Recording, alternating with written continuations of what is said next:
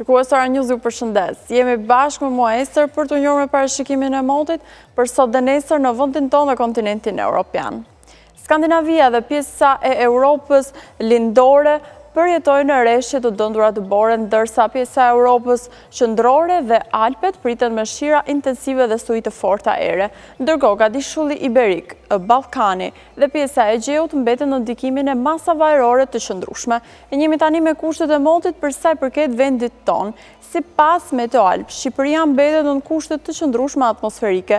Paraditja sjell kthjellime në pjesën e urtësirës perëndimore, ndërsa pasditja me vranësira, kryesisht këto në veri të vendit dhe në veri lindje të saj. Temperaturat do luhaten nga 0 deri në 20 gradë Celsius.